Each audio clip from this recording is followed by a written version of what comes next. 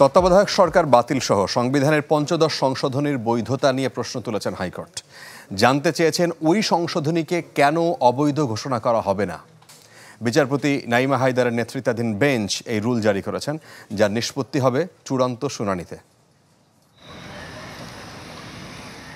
পঞ্চদশ সংশোধনীর মাধ্যমে বঙ্গবন্ধু শেখ মুজিবুর রহমানকে জাতির জনক হিসেবে স্বীকৃতি দেয়া হয়।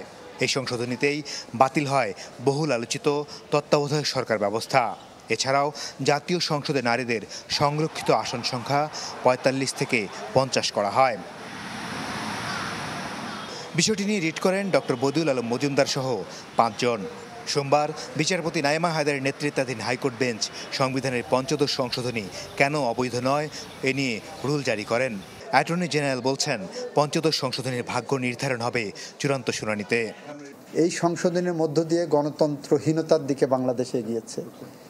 এই সংশোধনের মধ্য দিয়েই বাংলাদেশের বিচার ব্যবস্থায় এক ধরনের হস্তক্ষেপের পরিস্থিতি তৈরি হয়েছে সরকারের। এই জায়গাগুলোর থেকে সরকার হয়তো যারা পিটিশনার করেছেন তারা দীর্ঘদিন ধরে কনসাস সিটিজেন হিসেবে বাংলাদেশের তাদের ভয়েস রেজ করেছেন, সেই জায়গা থেকে তারা করেছেন। রিটকারীরা বলছেন, বাংলাদেশের নির্বাচন ব্যবস্থা ধ্বংস করেছে পঞ্চদশ সংশোধনী। ত্রয়োদশ সংশোধনীতে একটা মামলা হয়েছিল অ্যাপিলেট ডিভিশন, যেখানে বলেছিল পরবর্তী দুটো সংসদ নির্বাচন তত্ত্বাবধায়ক সরকারের অধীনে হতে হবে, কিন্তু সেই আদেশ আপিলেট ডিভিশনের আদেশ অমান্য করে পঞ্চদশ সংশোধনী আনা হয়।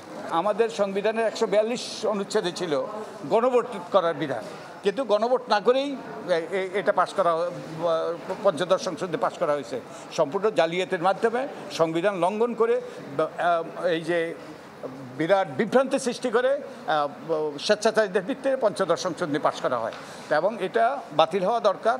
অবকাশকালীন ছুটির পর হাইকোর্ট সংবিধানের পঞ্চদশ সংশোধনীর রুল শুনানির পর চূড়ান্ত ভাগ্য নির্ধারণ করবেন।